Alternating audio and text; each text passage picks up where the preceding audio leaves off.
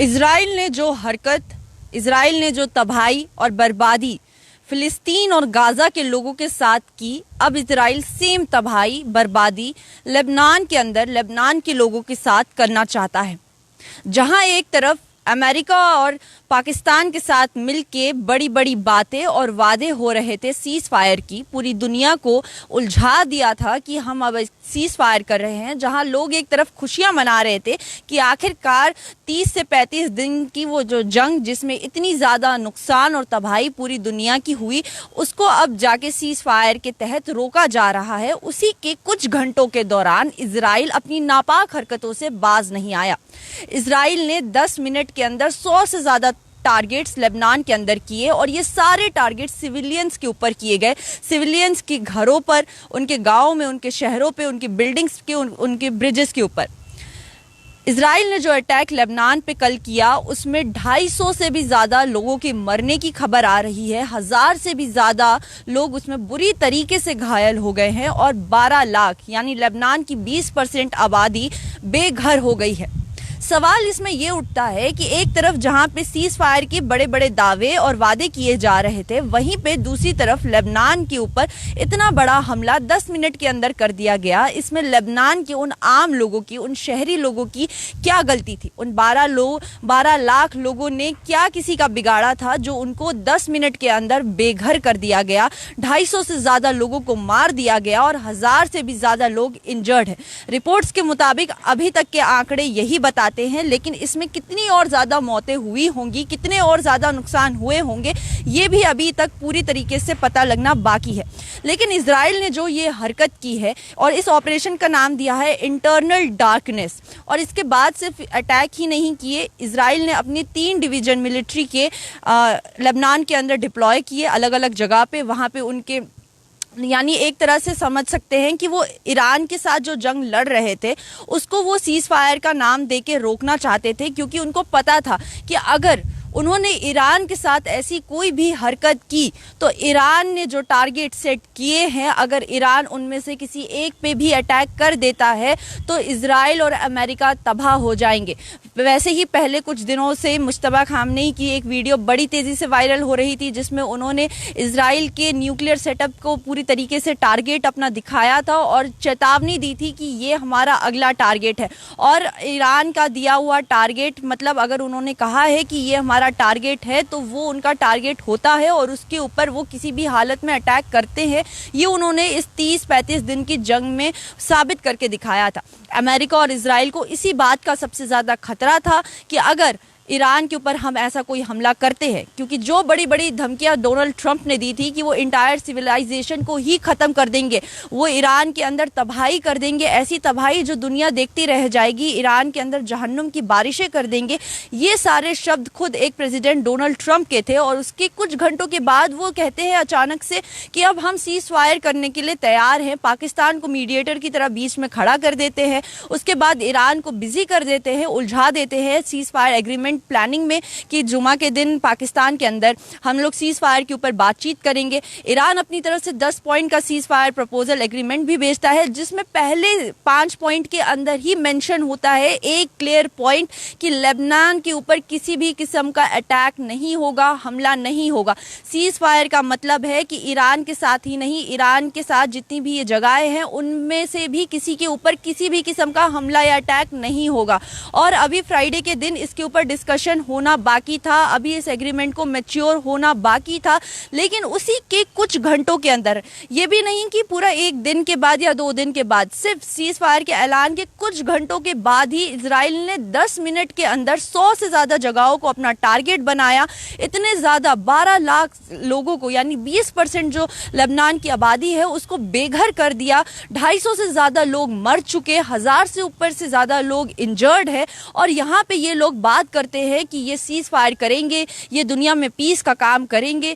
ये सेम हरकत इन्होंने पहले फिलिस्तीन और गाजा के साथ की, वहाँ पर भी ऐसे ही तबाही मचाई, वहाँ पे भी लोगों को, सिविलियंस को टारगेट किया, उनके घरों को टारगेट किया, छोटे छोटे बच्चों को, मासूम बच्चों को मारा। और ये आप लोग बहुत अच्छे से वाकिफ हैं कि मासूम बच्चों की जान लेने में इजराइल और अमेरिका बहुत ज़्यादा आगे हैं, चाहे वो एप्स्टीन फाइल का जिक्र कर ले, चाहे वो गाजा या फिलिस्तीन में जो इतने सालों से होता आ रहा है और पूरी दुनिया बैठ के सिर्फ उसका तमाशा देख रही है। अब वही सेम चीज़ हमने अब कल के दिन लेबनान के अंदर देखने को मिली कि जहाँ पे उन लोगों का कोई भी दखल अंदाजी नहीं थी, कोई गलती नहीं थी, वो जो लोग शांति से बैठे थे, ना ही लेबनान से इनको किसी भी किस्म का न्यूक्लियर थ्रेट था, ना ही कोई थ्रेट था, उसके बावजूद लेबनान के मासूम लोगों के ऊपर दिन दिहाड़े इतना बड़ा हमला करना, 12 लाख लोगों को उनके घर से बेघर कर देना। आखिर उन 12 लाख लोगों की क्या गलती थी? यही गलती थी कि वो ईरान के साथ है, सिर्फ ईरान के दोस्त है, इसीलिए उनके ऊपर ये अटैक किया गया। क्योंकि अब इजराइल और अमेरिका एक तरह से देखा जाए तो ये तस्वीरें साफ क्लियर है कि वो ईरान के ऊपर हमले नहीं कर सकते हैं, और अगर वो ईरान के ऊपर हमले करते भी हैं तो जो उसका अंजाम है, जो उसका पलटवार है, वो ईरान बहुत ही खतरनाक तरीके से देता है। और जो ईरान ने अपने टारगेट सेट किए हैं, अगर वो उनमें से किसी एक टारगेट पर भी अपना अटैक कर देता तो फिर इजराइल पूरी तरीके से बर्बाद हो जाता। सिर्फ इजराइल ही नहीं, पूरा मिडल ईस्ट बर्बाद हो सकता था, जिसके बाद ईरान ने उन चीज़ों को टारगेट नहीं किया था। और डोनाल्ड ट्रंप ने सीज फायर की बात कही, पाकिस्तान को बीच में लाके रखा। ईरान ने एक बार के लिए कहा इन लोगों पे भरोसा करना बहुत बड़ी बेवकूफ़ी है, लेकिन फिर भी ईरान ने सीज फायर का एग्रीमेंट भेजा, उसके ऊपर बातचीत होने वाली थी, उसमें सारे पॉइंट्स क्लियर ईरान ने रखे। ईरान ने कहा कि अगर इन 10 में से कोई एक भी बात नहीं मानी जाएगी तो सीज फायर नहीं होगा। और सीज फायर के बदले स्ट्रेट ऑफ हार्मोज खुलने वाला था, स्ट्रेट ऑफ हार्मोज खुलते खुलते वापस बंद हो गया।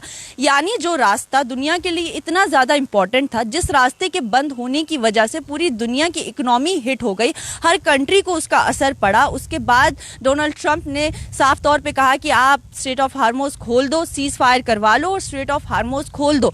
लेकिन जब वो खुलने लगा ही था, उसी वक्त इजराइल ने इतना बड़ा एक नापाक हरकत कह सकते हैं, पीठ पीछे से वार करना इसे कह सकते हैं, क्योंकि ये दिलेरी की बात नहीं है। दिलेरी की बात होती है जैसे ईरान हमले करता है, ईरान बोलता है, अपने टारगेट सेट करता है, पूरी डिटेल दुनिया को दिखाता है कि ये मेरे टारगेट है और इनके ऊपर मैं इस तरीके से हमला करूंगा। और ईरान वैसे ही हमले करते आ रहा था। लेकिन इजराइल और अमेरिका की ये नापाक हरकतें देखिए, पहले वो ईरान को सीज फायर की बातों में, सिर्फ ईरान को ही नहीं पूरी दुनिया को उसमें उलझा देते हैं कि सबका ध्यान उस सीज फायर एग्रीमेंट पे चला जाए और कोई भी इजराइल क्या हरकतें करने वाला है या नेक्स्ट कदम क्या उठाने वाला है उस पर किसी का भी ध्यान ना जाए। और उसका फायदा उठाते हुए इजराइल ने, जहां पे अमेरिका एक तरफ सीज फायर की बड़ी बड़ी बातें कर रहा था, वहीं इजराइल ने पूरी प्लानिंग के तहत इतना बड़ा हमला कर दिया, उसमें इतने ज़्यादा लोगों को नुकसान हुआ, वहाँ की इंसानियत को एक तरह से ख़त्म करने की कोशिश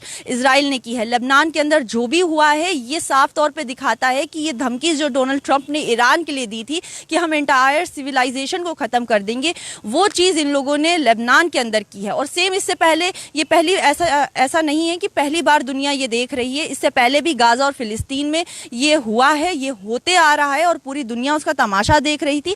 अब ये ईरान पे भी ऐसा ही कुछ करना चाहते थे, पर ये बिल्कुल उसमें नाकामयाब हो गए और उसके बाद इन्होंने लेबनान को अपना सॉफ्ट टारगेट बनाया और उसके ऊपर अटैक किया। हिजबुल्लाह का साफ तौर पे कहना था कि सीज फायर की हमने रिस्पेक्ट की थी, हमने अपनी तरफ से सारी फायरिंग्स को रोक दिया था, लेकिन हम पे जिस तरीके के हमले हुए हैं उसके बाद हिजबुल्लाह ने भी लगातार इजराइल के ऊपर रॉकेट से अटैक करना शुरू कर दिया है।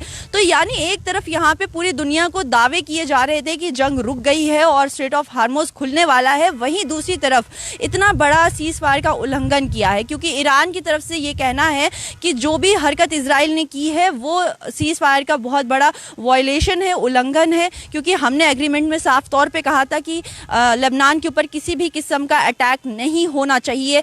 यानी सिर्फ ईरान के ही ऊपर नहीं, लेबनान और भी जितनी उसके एलाइज है उनके ऊपर किसी भी किस्म का अटैक नहीं होना चाहिए, उनको किसी किस्म का नुकसान नहीं पहुंचना चाहिए। लेकिन इजराइल और अमेरिका का साफ तौर पे कहना है कि ईरान के साथ चल रही जंग एक अलग चीज़ है और लेबनान के साथ जो हुआ है वो एक अलग है। यानी उनके मुताबिक ये दोनों चीज़ें अलग अलग है। वहीं पे ईरान का कहना है कि ये अलग नहीं है, ये पूरा एक ही है। और इसके ऊपर अब सवाल ये उठ रहे हैं कि डोनाल्ड ट्रंप और नेतन्याहू की बातों पे आखिर दुनिया अब भरोसा कर सकती है, क्योंकि कुछ घंटे पहले वो स्टेटमेंट कुछ देते हैं, उसके बाद वो कोई और स्टेटमेंट देते हैं और जो फिर वो हरकतें करते हैं वो तो फिर पूरी दुनिया शांति से बैठ के देखती रह जाती है। क्योंकि एक तरफ पहले वो कहते हैं कि हम पूरी सिविलाइजेशन को ख़त्म कर देंगे, उसी के थोड़ी देर के बाद वो अचानक से इतनी बड़ी स्टेटमेंट देते हैं कि हमें स्ट्रेट ऑफ हार्मोज का रास्ता खुला हुआ चाहिए, आप भले ही सीज फायर करवा लो। वो ईरान के एग्रीमेंट पे मंजूरी भी दे देते हैं, लेकिन उसके कुछ ही घंटों के बाद इजराइल इतनी बड़ी वायलेशन, इतना बड़ा एग्रीमेंट का उल्लंघन करता है और उन मासूम लोगों को जिनका इस जंग से कोई लेना देना नहीं है, जिनका कोई ताल्लुक नहीं है, उनको मारने के लिए इतनी ज़्यादा मिसाइलों के साथ अटैक करना, 12 लाख लोगों को बेघर कर देना, ये कोई छोटी बात नहीं है।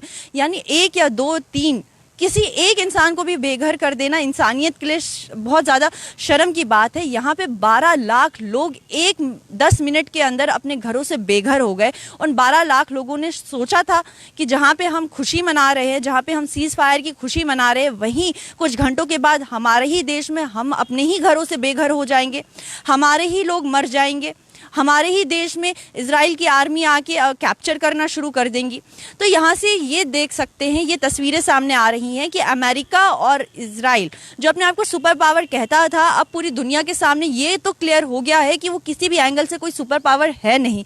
लेकिन उनकी ये हरकतें ये दर्शाती हैं कि वो किसी ताकतवर मुल्क के साथ कभी भी लड़ नहीं सकते हैं। फ्रंट फुट पे आके ताकतवर मुल्कों को वो वॉर के जोन में आके उनको डिफीट नहीं कर सकते हैं। वो ऐसे ही छोटे छोटे एरियाज़ को, छोटी छोटी कंट्रीज़ को अपना टारगेट बनाते हैं, उनके ऊपर बेरहमी से हमले करते हैं, उसके बाद पूरी दुनिया के सामने अपने आप को हीरो बना के दिखाते हैं कि हमने देखो भाई इतना बड़ा अटैक कर दिया, हमने ये कर दिया, हमने वो कर दिया।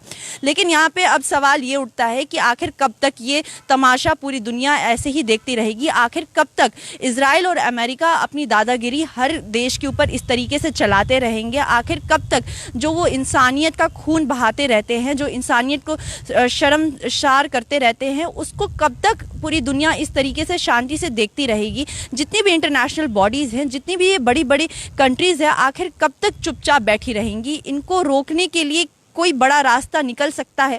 जो ये फ्राइडे के दिन सीज़ फायर के ऊपर बात होने वाली थी, क्या इस बात का कोई और रास्ता निकल सकता है? क्या सच में जो ये कॉन्फ्लिक्ट मिडल ईस्ट में चल रहा था कि ये सच में ख़त्म हो सकता है? क्योंकि जिस तरीके की हरकत अमेरिका और इजराइल लगातार करते आ रहा है, उससे साफ तौर पे ये दिखता है कि वो पूरी दुनिया की शांति को ख़त्म करना चाहते हैं। उनको इंसानियत से कोई भी लेना देना नहीं है, उनको सिर्फ अपनी पावर से और अपने नाम से प्यार है। अपनी इज्जत बचाने के लिए वो किसी की भी जान को दांव पे लगा सकते हैं। आपकी इस बारे में क्या राय है? हमारे कमेंट सेक्शन में ज़रूर बताइए। फिलहाल के लिए हमें दीजिए इजाज़त। बाकी देश और दुनिया की तमाम खबर देखने के लिए बने रहिए न्यूज़ इनसाइडर 24/7 के साथ।